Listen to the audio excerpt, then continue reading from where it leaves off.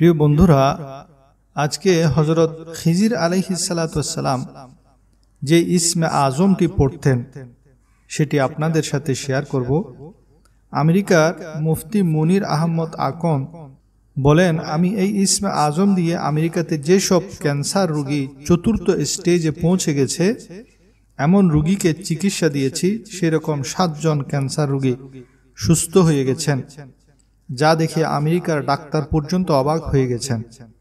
এছাড়া এই ইসমে আজমের আরো একটি মর্যাদা হলো, যদি কোনো মানুষ চায় তার কোনো মকসদ, কোনো হাজত পূরণ হোক, চাই তার দ্বীনি হাজত হোক, যেমন কেহ চাচ্ছে হজে যেতে, তার সে হাজত আল্লাহ পূরণ করে দিবেন। তেমনি যদি কোনো দুনিয়াবি কাজ পূরণ হওয়ার আশা রাখে, যেমন চাকরির হাজত, ব্যবসার হাজত, বিয়ে শাদীর হাজত, সন্তান সন্ততির হাজত, এসব বিষয়ের সমাধান চাই, তাহলে এই ইসমে আজমের বরকতে সমাধান হয়ে যাবে।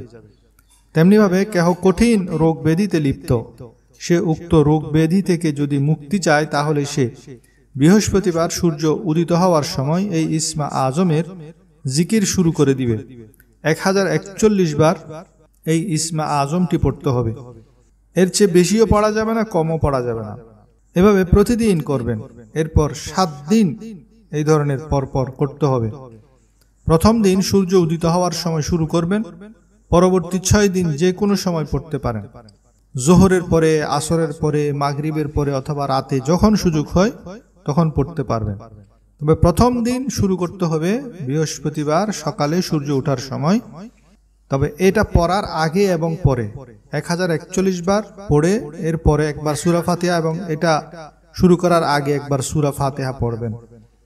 আর সূরা ফাতিহা পড়ার সময় বিসমিল্লাহ পড়ার নিয়ম হলো বিসমিল্লাহির রহমানির রহিম আলহামদুলিল্লাহি রাব্বিল আলামিন, এভাবে পড়ে শেষ পর্যন্ত আমিন পর্যন্ত পড়বেন।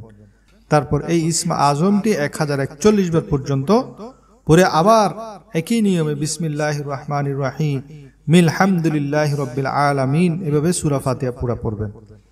এভাবে পড়ে আপনি আপনার সকল হাজতের জন্য, সকল রোগ মুক্তির জন্য, সকল সমস্যা সমাধানের জন্য দোয়া করবেন। ইনশাআল্লাহ 7 দিনের মধ্যে আপনার সকল হাজত পূরণ হবে।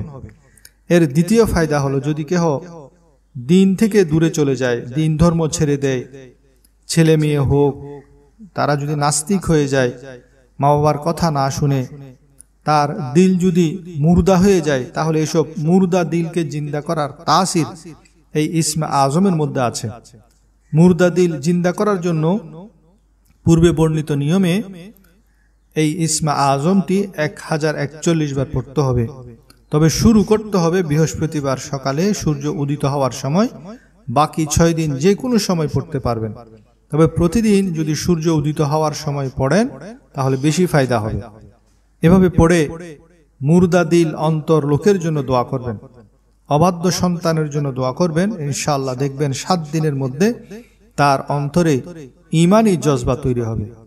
তেমনিভাবে যারা এমন রোগে গ্রেফতার, যে রোগের কোনো চিকিৎসা নাই, ডাক্তার জবাব দিয়ে দিয়েছে, এমন রোগীর জন্য একটি চিনির প্লেট বা বর্তন নেবেন, তাতে মেশক জাফরান মিক্স করে কাঠের কলম দিয়ে এই ইসমে আজম খানা লিখতে হবে। শাহ ওলিউল্লাহ মুহাদ্দিস দেহলভী রহমতুল্লাহ আলাইহি ফরমান, এই দোয়াটির সাথে যদি সূরা ফাতিহা লিখেন তাহলে আরো ভালো। লিখার পর একটি কাপে সামান্য মিশ্রি পানি দিয়ে গুলে সেই মিশ্রির মিশ্রণ প্লেটের মধ্যে ঢালবেন। প্লেটের দোয়া লেখাগুলো সে মিশ্রির পানির সাথে মিশে যাবে। তখন সেই পানি রোগীকে সকালে খালি পেটে পান করিয়ে দিবেন। এভাবে রোগীকে মোট 11 দিন পান করাতে হবে। 11 দিনের মধ্যে আপনি নিজ চোখে সেই রোগীর মধ্যে পরিবর্তন দেখতে পাবেন। এভাবে যদি আপনি 41 দিন এই পানি প্রতিদিন, ওই দোয়ার পানি, ওই ইসমে আজমের লেখার পানি খাওয়াতে পারেন, ইনশাআল্লাহ সে পরিপূর্ণ ক্যান্সার থেকে মুক্ত হয়ে যাবে। কঠিন যে কোনো রোগ থেকে সে শেফা লাভ করবে। খন্দকার মুনির আহমদ আকন, তিনি আমেরিকার একজন মুফতি, তিনি বলেন, আমি নিজে 7 জন ক্যান্সার রোগীকে এই ইসমে আজমের চিকিৎসা দিয়েছি, তারা আলহামদুলিল্লাহ সুস্থ হয়ে গেছেন। এই ধরনের যে কোনো কঠিন রোগের জন্য একইভাবে এই ইসমে আজম লিখে 11 দিন থেকে 41 দিন পর্যন্ত পান করাতে পারবেন। তেমনি কেহ দারিদ্রতার জন্য অভাব অনটনের মধ্যে দিন কাটাচ্ছে, তারাও এই নিয়মে, একই নিয়মে এই ইসমে আজমের আমল করতে পারেন। 11 দিনের মধ্যে ইনশাআল্লাহ রুজি রোজগারের রাস্তা খুলে যাবে, বরকত নিজ চোখে দেখতে পাবেন। যার অভাব নাই কিন্তু কোনোদিন যেন অভাবে না পড়ে, সেটা সে যদি কামনা করে, সেটা যদি চায়, তারাও এই আমল করলে কোনোদিন অভাবে পতিত হবে না।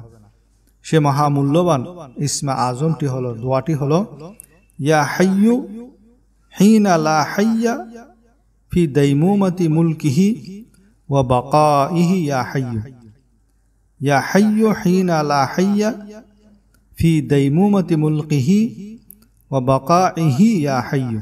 এর অর্থ হলো, হে ওই জাত, অর্থাৎ এখানে আল্লাহকে বোঝানো হয়েছে, যিনি সেই সময়ও জিন্দা থাকবেন যখন কোনো বাচ্চার বাদশাহী বাকি থাকবে না, সব ধ্বংস হয়ে যাবে, ফানা হয়ে যাবে, শুধুমাত্র একমাত্র আল্লাহ তাআলার জাতই বাকি থাকবেন।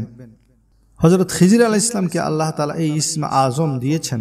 ওনাকে যখন ইসমে আজমটি দেয়া হলো, তখন তিনি তার জিকির করা আরম্ভ করে দিলেন। তিনি এই ইসমে আজমটি পড়তে পড়তে যখন কামেল পর্যায়ে পৌঁছলেন, তখন তার কাছে 3 জন ফেরেশতা পাঠানো হলো। সে ফেরেশতারা এসে বলল, আমাদেরকে আপনার খেদমতে প্রেরণ করা হয়েছে, এখন থেকে আপনার যে কোনো কাজে আমরা আপনাকে সাহায্য সহযোগিতা করব। এই ফেরেশতারা হযরত খিজির আলাইহিস সালামকে আবে হায়াত পান করালেন। ফলে আল্লাহ তাআলা হযরত খিজির আলাইহিস সালামকে হায়াতে জাবেদানি দান করলেন। সেজন্য হযরত খিজির আলাইহিস সালাম আজও জিন্দা সালামত আছেন। কিছু কিছু ওলামায়ে কেরাম বলেন তিনি জিন্দা নাই, তিনি ইন্তেকাল করেছেন। তবে তাদের সেই কথার জবাবে মুহাক্কিক ওলামায়ে কেরাম দিয়েছেন, প্রমাণ করেছেন যে হযরত খিজির আলাইহিস সালাম আজও জিন্দা আছেন। যারা এই ইসমে আজমটি দিনে 7000 বার, রাতে 7000 বার পড়বে, তাদের রূহানি শক্তি বৃদ্ধি পাবে, অন্তর্দৃষ্টি খুলে যাবে।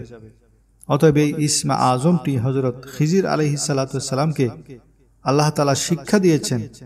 এর যেসব নিয়মাবলী বয়ান করলাম, যে নিয়ম অনুসরণ করলে আল্লাহ তাআলা অবশ্যই আপনার সেই সব সমস্যা দূর করে দিবেন। জটিল কঠিন রোগীরা প্লেটে লিখে পান করবেন। যারা শক্ত কঠিন হৃদয়ের মানুষকে নরম করতে চান, তারাও নিয়ম মোতাবেক আমল করবেন। যারা অভাব দূর করতে চান, তারাও নিয়ম অনুযায়ী আমল করবেন। আশা করি আপনাদের জীবনের সকল হাজত আল্লাহ তাআলা এই ইসমে আজমের বরকতে পূরণ করে দিবেন। এই লেকচারটি আমি মুফতি মনির আহমদ আকন মদ্দাজিল্লুল আলী, যিনি একজন আমেরিকান মুফতি, ওনার লেকচার থেকে হুবহু আপনাদের জন্য বাংলায় প্রচার করলাম। ধন্যবাদ।